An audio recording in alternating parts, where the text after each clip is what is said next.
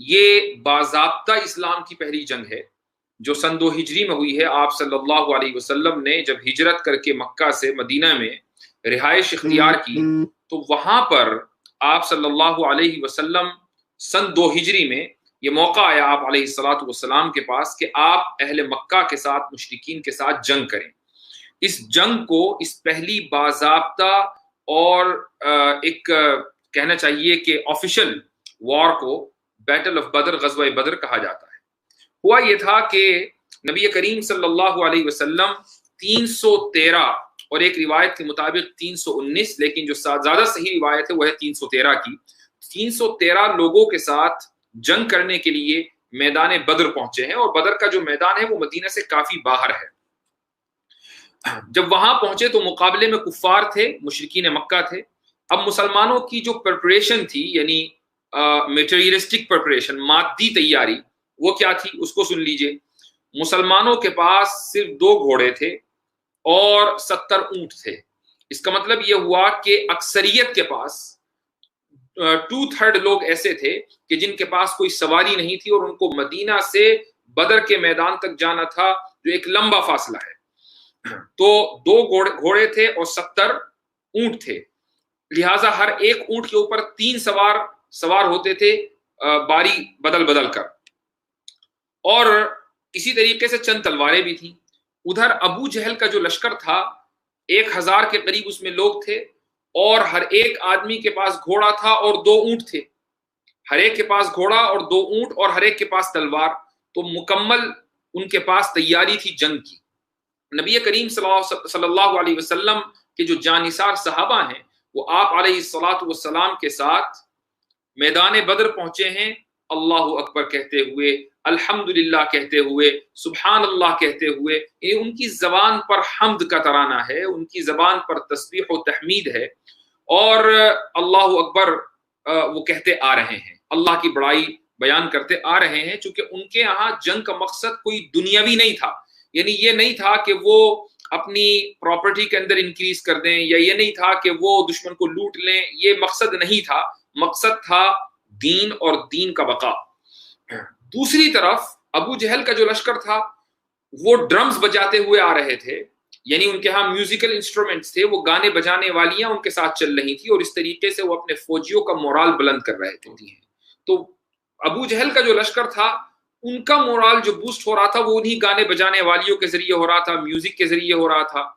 ادھر نبی کریم صلی اللہ علیہ وسلم کے جو جانثار صحابہ تھے ان کا جو مورال بوسٹ ہو رہا تھا وہ الحمدللہ کے ذریعے ہو رہا تھا، سبحان اللہ کے ذریعے ہو رہا تھا، اللہ اکبر کے ذریعے ہو رہا تھا۔ اس طریقے سے یہ دونوں لشکر میدان بدر میں پہنچے۔ اچھا، پھر ہوا یہ کہ جب یہ لوگ وہاں پہنچے تو مکہ والے پہلے سے موجود تھے، اور انہوں نے بدر کے میدان میں جو اچھی جگہ تھی وہ پہلے قبضہ لی۔ یہاں پر اچھی جگہ کا مطلب یہ ہے کہ ادھر پانی کا کنواں تھا، ان کے پاس پانی بڑی وافر مقدار میں موجود تھا، اور وہ جگہ نشیبی تھی۔ نشیبی کا مطلب یہ ہے کہ وہ دامن میں تھی، پہاڑ کے وادی کہہ لیجئے اس کو، اور وہ ریتیلی جگہ نہیں تھی، جس کی وجہ سے ان کو چلنے میں اور سواریوں کو چلنے میں بھی بڑی آسانی تھی۔ اب جب مسلمان وہاں پہنچے ہیں تو ان کو ریتیلی جگہ ملی اور پانی ان کے پاس تھا نہیں چاہے، تو نبی کریم صلی اللہ علیہ وسلم بھی بالکل عام صحابہ کی طرح اپنے آپ کو ٹریٹ کروا رہے تھے۔ کیسے کہ جس طرح ہر ایک اونٹ کے اوپر 3 لوگ بیٹھتے تھے باری باری، ایسے ہی نبی کریم صلی اللہ علیہ وسلم جس اونٹ پر بیٹھے ہوئے تھے اس پر حضرت علی رضی اللہ عنہ کی بھی باری تھی، اور ایک اور صحابی ہیں جن کا نام ہے ابو قتادہ، ان کی بھی باری تھی۔ تو کبھی ابو قتادہ اور تو کبھی علی رضی اللہ عنہ اور کبھی نبی کریم صلی اللہ علیہ وسلم۔ شروع میں آپ صلی اللہ علیہ وسلم کو ان دونوں صحابہ نے آفر کی کہ یا رسول اللہ آپ ہی بیٹھیں، ہم نہیں بیٹھیں گے۔ احترام میں وہ چاہتے تھے کہ نبی کریم صلی اللہ علیہ وسلم ہی اس سواری پر سوار رہیں۔ آپ صلی اللہ علیہ وسلم نے ارشاد فرمایا کہ ما انتما باقوا علی المشی منی وما انا باغنا عن الاجر منکما، کہ نہ تو یہ بات ہے کہ تمہیں اجر کی ضرورت ہے اور مجھے نہیں، ثواب کی اگر تمہیں ضرورت ہے تو ثواب کی مجھے بھی ضرورت ہے، اور نہیں یہ بات ہے کہ چلنے پر صرف تم قادر ہو میں قادر نہیں ہوں، نہیں، تم بھی چل سکتے ہو میں بھی چل سکتا ہوں، اجر اور ثواب تمہیں بھی چاہیے تو مجھے بھی چاہیے۔ اگر یہ بات ہے تو پھر باری باری ہی اس اونٹ کے اوپر بیٹھیں گے، کبھی تم بیٹھو گے کبھی میں بیٹھوں گا، چونکہ میں چلنے کی طاقت رکھتا ہوں تو میں بھی چلوں گا، مجھے ثواب کی ضرورت ہے تو میں بھی ثواب حاصل کروں گا۔ ایسے نبی کریم صلی اللہ علیہ وسلم میدان جنگ تک پہنچے۔ خیر، آپ صلی اللہ علیہ وسلم پہنچے اور آپ کے لیے ایک چھپر بنایا گیا اور آپ پوری رات جاگ کر وہاں دعا مانگتے رہے، اور اس رات سارے صحابہ سوئے سوائے نبی کریم صلی اللہ علیہ وسلم کے۔ آپ صلی اللہ علیہ وسلم نہیں سوئے، آپ صلی اللہ علیہ وسلم دعا مانگتے رہے، پوری رات دعا مانگی، اور یہاں تک کہا دعا میں کہ اے اللہ، اگر آج یہ چھوٹی سی جماعت جو تیرے راستے میں نکلی ہے ہلاک ہو گئی تو پھر اس روئے زمین پر تیرا نام لینے والا کوئی نہیں ہوگا۔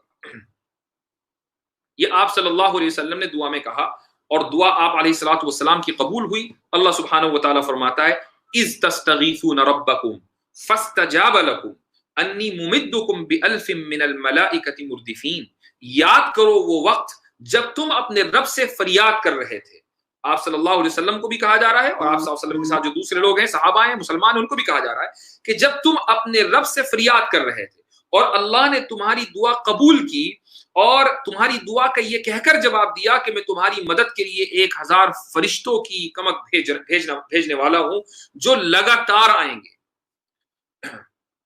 یہ یاد رکھیے کہ ایک فرشتہ ان سارے 1000 دشمنوں کو قتل کرنے کے لیے اور ان کو جہنم رسید کرنے کے لیے کافی تھا۔ حضرت جبریل علیہ السلام اکیلے آ جاتے، یعنی حضرت جبریل کی جو طاقت ہے وہ تو قرآن نے یہ بیان کی ہے کہ وہ تو بستی کو اوپر اٹھا کے نیچے پٹک دیا کرتے تھے۔ جو عذاب آیا ہے قوم لوط کے اوپر، عاد کے اوپر، سمود کے اوپر، تو وہ فرشتوں ہی کے ذریعے بھیجا گیا ہے۔ تو یہاں 1000 فرشتوں کی کیا ضرورت تھی؟ حضرت جبریل علیہ السلام اکیلے کافی تھے۔ آگے اللہ سبحانہ و تعالیٰ فرما رہا ہے کہ وما جعلہ اللہ الا بشرا ولتطمئن بہ قلوبکم۔ یہ وعدہ جو اللہ نے کیا تھا وہ صرف اس لیے کیا تھا کہ وہ خوشخبری بنے تاکہ تمہارے دلوں کو اطمینان حاصل ہو۔ میں نے بھی ایک بات کہی کہ جنگوں میں مورل بوسٹ کرنا ایک بہت اہم چیز، اہمیت کا حامل ہے۔ فرشتے آئیں گے، فرشتے جنگ نہیں کریں گے، کیا کریں گے؟ وہ صرف تمہارے دل کے میں تمہارا جو مورال ہے وہ بوسٹ کریں گے۔ تمہارے مورال جو ڈاؤن ہو رہا ہے تعداد میں کمی کی وجہ سے، اس میں اضافہ کریں گے کہ بھائی فرشتے موجود ہیں۔ وَمَن نَّصْرُ إِلَّا مِنْ عِنْدِ اللَّهِ، کہ مدد تو اللہ ہی کی طرف سے آئے گی۔ 1000 نہیں، 1,00,000 فرشتے بھی اگر آ جائیں اور اللہ نے تمہارے لیے مدد کا فیصلہ نہ کیا ہو تو مدد نہیں آ سکتی۔ تمہارے لیے اگر جیت کا فیصلہ آسمانوں میں ہوا ہے تو تم جیتو گے، اگر تمہارے لیے شکست کا فیصلہ آسمانوں میں ہوا ہے تو تمہاری شکست ہوگی۔ وَمَن نَّصْرُ إِلَّا مِنْ عِنْدِ اللَّهِ إِنَّ اللَّهَ عَزِيزٌ حَكِيمٌ۔ یقیناً اللہ تعالیٰ اقتدار کا بھی مالک ہے اور حکیم، حکمت کا بھی مالک ہے۔ آگے ایک اور واقعے کی طرف اشارہ ہے، اِذْ يُغَشِّيكُمُ النُّعَاسَ أَمَنَةً مِّنْهُ وَيُنَزِّلُ عَلَيْكُم مِّنَ السَّمَاءِ مَاءً۔ یاد کرو وہ وقت کہ جب تم پر اللہ تعالیٰ پانی برسا رہا تھا۔ رات میں بارش ہو گئی، جب بارش ہوئی تو جو مشرکین کا علاقہ تھا وہاں تو دلدل بن گئی کہ ان کے لیے چلنا اور کھڑے ہونا مشکل ہو گیا، اور جو مسلمانوں کا علاقہ تھا چونکہ یہ پہلے سے ریتیلا تھا تو جب اس کے اوپر پانی برسا تو یہ سالڈ ہو گیا، اور انہوں نے جو پانی برسا اس کو جمع بھی کر لیا تو ان کے پاس پانی بھی اچھی خاصی مقدار میں جمع ہو گیا۔ چونکہ صبح میں اٹھ کر کچھ لوگوں کو وضو کرنی تھی، کچھ لوگوں کو غسل کرنا تھا، تو شیطان یہ وسوسے ڈال رہا تھا کہ بھئی تمہیں غسل بھی کرنا ہے، تمہیں وضو بھی کرنی ہے، تمہیں نمازیں بھی پڑھنی ہے، پانی تمہارے پاس نہیں ہے، جبکہ اللہ کا رسول یہ وعدہ کر رہا ہے کہ اللہ کی طرف سے مدد آئے گی۔ تو یہ کیسی مدد ہے؟